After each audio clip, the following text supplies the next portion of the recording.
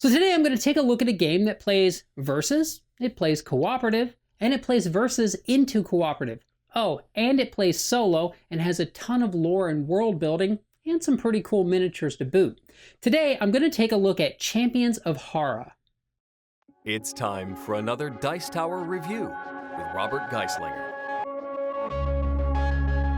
So here we're taking a look at Champions of Hara. This is an episodic adventure game that first plays as a versus game with all the players competing to gain energy here and try to race back to this particular dojo. And the player who wins this mode, they get their wish granted, and then the game changes into cooperative scenario mode based around that particular character. With that said, the game doesn't have to be played that way, and you could just play it as a versus game, or you could dive right into a scenario from the book as well, but that really would take away from the narrative of this particular game. Now each player at the table is going to have a character with an associated mini with it, as well as a set of cards that are unique to their character, and they're going to have an ability, because each character is going to be unique and play a little different, and even have its own resource that's special to it, such as here we have Soph, who uses heat and mana, and she tracks it using this card here. This tracks her heat, this tracks her mana, and we've got Persephone over here, whose main resource is fear. So each of the characters are going to play completely different and have their own unique backstory and their own wish and scenario that they want to complete. In addition, each of these characters has their own solo scenario if solo gaming is your particular thing. Now, without going into every rule in detail, let me just take you through the basics of how the game plays, just so you get an idea of it. Each game's played over a series of days, which is tracked here. It goes up to 6, and each day is broken into a dawn and a dusk phase. Now essentially that means that the game's going to play for 12 rounds. Now certain scenarios may alter this, so it's not always going to be that, but just in the versus mode, that's how we're going to play. At the start of the dawn phase, what's going to happen first is each player is going to pass their turn order cards, and these are going to grant them also abilities for it, such as the first player gets no additional bonus, the second one's well rested, so once a day they can choose to gain health and spirit. So there's going to be different abilities there, so you're going to pass those around. And then what's going to happen is we're going to spawn the top of each of these world decks. Now these come in monsters and events, and they're going to spawn into the space for the current day. So right now we're in the 1, so this event here would go here, this monster here. Now monsters, they spawn face up, so we have a carnivorous nether beast, and we'll go into monsters a little more detail, and events are just going to spawn face down. So monsters will be face up for the players to go and try to defeat, and events will be there for the players to try to discover and potentially overcome. Now I'm just going to put a couple of these out. I'm not going to do those over there. After this, each player is going to take a turn consisting of 2 phases, the adventure and the monster. Now the adventure, they're going to get 3 activations, and that's going to be in the form of cards from their hand. Now the interesting thing about the cards is each of the cards has an in-hand ability and it has an on-board ability. So when you play a card from a hand, and most of these are going to be move and do damage, things like that, you're going to be able to do it in hand. You just put it down and kind of turn it so that way it shows you've used it, because you can only use a card once for a round, and then take that ability. So here, maybe Persephone gets to move 2, so maybe she moves 2. Now there's something will happen on this, but I'll explain this in a second. If a card on the other hand is activated from on board, and that means that it was used in a previous round, it would be like this, then you get to take the on board and flip it this way. When doing an in-hand action, it's going to stay on the board for the next turn and flip to the on board, and if it's used from on board, then at the end of the turn, it's going to come back into our hand. Now each character has a starting hand of cards, and they're pretty much similar. But everyone has this dash card, which is more movement, and then the other ones are going to be more specific to that character. But after the player has taken their actions, then the monsters are going to get to attack. But before we get into that, we should just go ahead and show you what happens on a monster attack. Now this particular monster has a keyword on it called aggressive, and each player has a list of those. So on the turn, the monster attacks as soon as you enter its space or it enters yours. So Soph here entered that space and is aggressive, so it's automatically going to deal damage to her. So in this case, this monster has a damage of 3, so she's going to lose 3 health. Now let's say she chose to attack it. The thing about attacking is you have to be able to do all the damage within a round, within a turn rather, because the damage doesn't spill over from turn to turn or from player to player. Now in the case of this carnivorous nether beast, it has 4 on it, so she maybe was doing damage here. Let's say, I don't think she has anything actually. Well, we'll say this one here. So she gets to do some additional damage. This one does 2 damage. It's a range 3, but we're right there, so we're fine.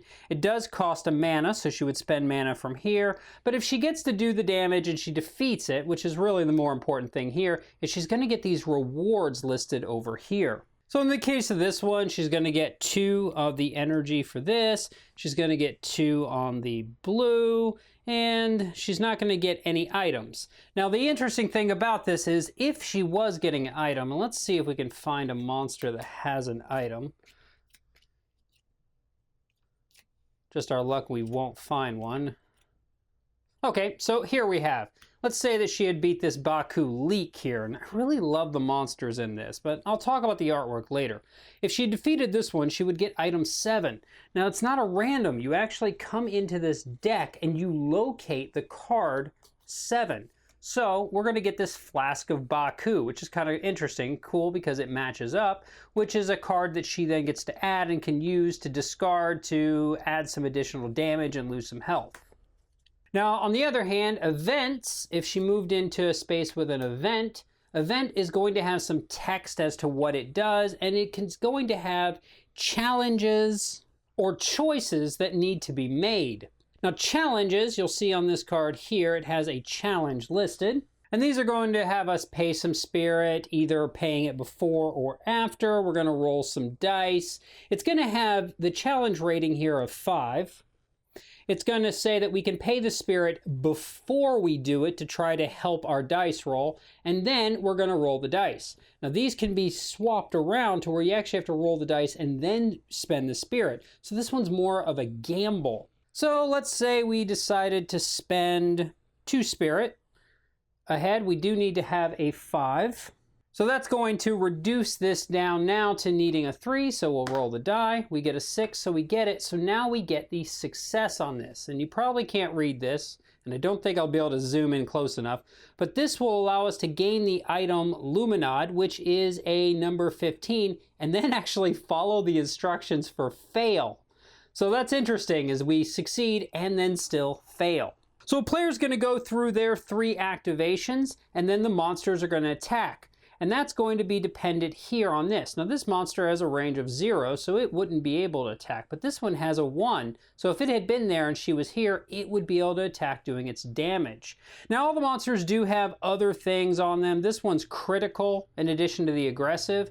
And critical means that when it attacks, we roll a die, and on a 5 or 6, the critical effect will happen. Now it didn't get it, but if so, we would lose 2 spirit. But regardless, it's going to do 3 damage to us because during its attack phase, it was within range. In the same way, if this one had had a longer range, it might have been able to attack us. But so we're going to go around each player doing that until they complete, and then we're going to move to the dusk phase. Now at the beginning of the dusk phase, 2 things are going to happen. The first one being is we're going to spawn some dusk cards equal to the number of players plus 1. So we're going to get 3 of those in this case, and we're going to roll these world die, and that's going to determine where they're going to go. So this has the purple one, which is the dread, and a 5. So this first card is going to spawn here in the number 5 space. Now whenever we're spawning cards either here or we're spawning at the beginning of the dawn, if the space that is supposed to go into is unavailable, we spawn into the next lower number. So in this case, a Dusk Kirin spawns there. We roll again. This is going to be the 6 for over there. So that's going to put this one here. And then we'd roll one more time, which is going to be this one and the 1. So this one will go in here. Of course, the 1 wouldn't have been available because we would have saw it during the beginning of the previous round.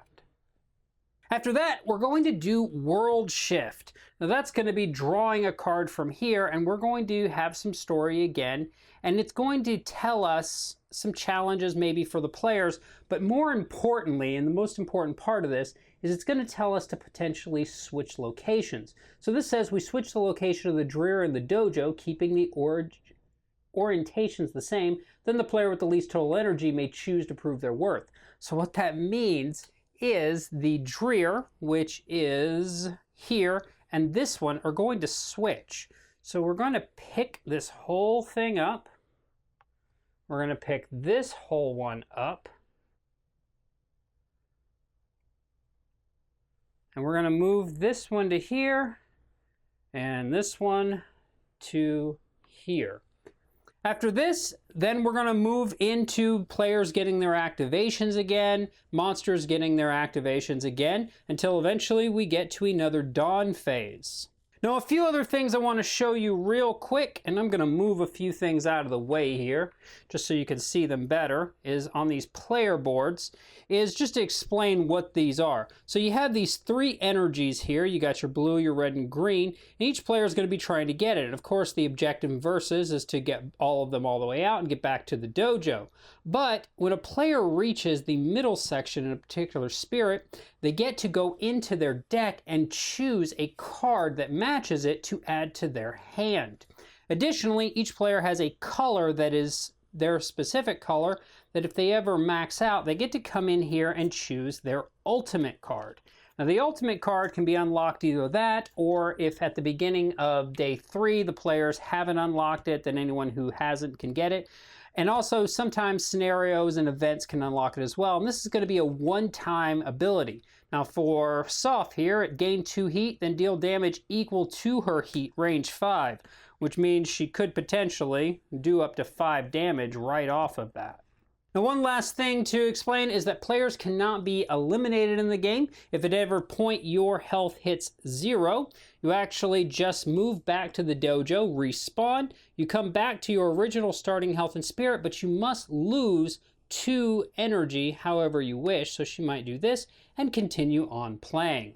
Now, one other thing I want to show you before we switch over to thoughts, like I said, I'm not covering all the rules here. I just wanted to give you an idea of how it plays, is you do see these purple miniatures here. These are corrupted, and they're used in the scenarios, and the book itself has at the back of it, if I can show you here, different scenarios that'll tell you how to use them. And so they'll be able to come out and players interact them. And they're, as corrupted, they will activate the same way monsters do, but they'll have their own set of rules specific to them. So, like I said, players get all of the energy all the way up, return to the dojo, win. If players decide to then play into the next mode, then it goes cooperative, and this player gets to have a scenario that fulfills their particular wish and desire. So let's look at Champions of Hara. Now, the first question I'm going to answer right away is why, Robert, why? Because normally I don't play these sort of games, as most people watch my reviews. No, I tend to skew towards more Euro games. But that doesn't mean I don't play these sort of games. In fact, when I play solo games, these are exactly the type of games I normally tend to like. But it's the fact that this game really appealed to me because it wasn't presented to me with the gameplay, it was presented to me with the story of it. And that is the biggest thing that is critical in this game, is that this is an adventure game. And a lot of love and care has gone into world building and building out this lore. Now, I do think that it could be a hair to the detriment of the rule book, unfortunately, and that I kind of wish maybe the lore had been moved to a separate lore book, or if they were going to go with the rule book they did, just had a book that showed a more quick start sort of rules, because you really can get lost in that rule book. But again, there is a ton of world building here, and I even could see other games being built out of this particular world, this whole world of Hara that they've built. Things that I really enjoyed in this game, I really enjoy the artwork in this game. All of the creatures are really unique. The miniatures are really cool looking. The story on the events, things like that is really cool. But I really like that hand system where I have these 4 cards in my hand and they do something.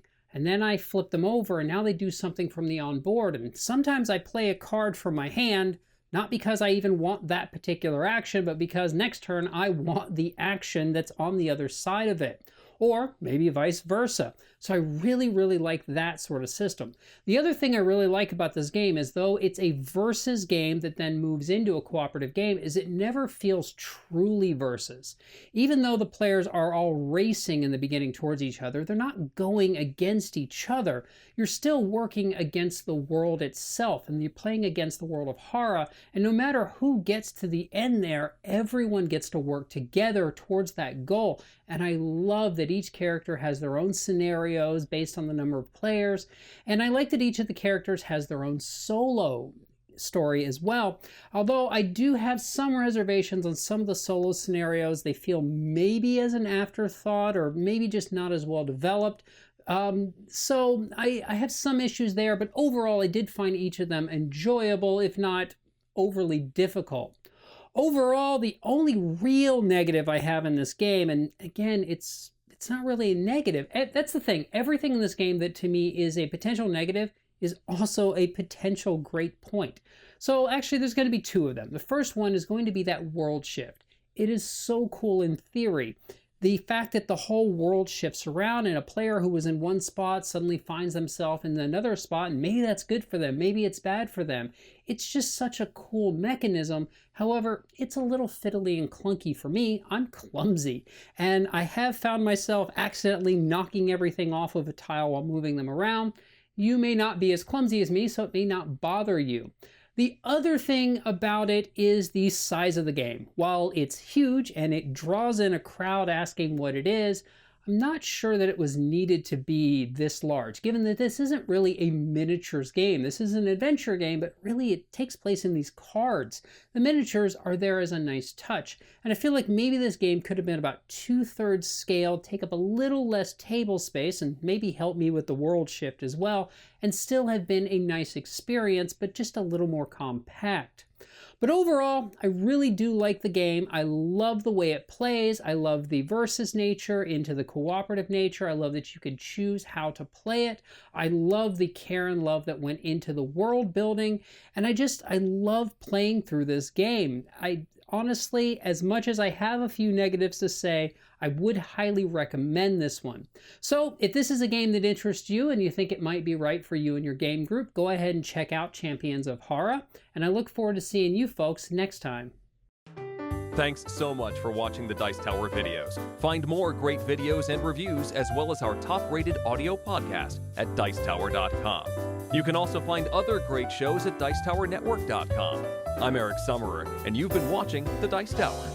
The Dice Tower is sponsored by Cool Stuff Inc., where you can find great games for great prices. Cool stuff in stock. Check them out at CoolStuffInc.com.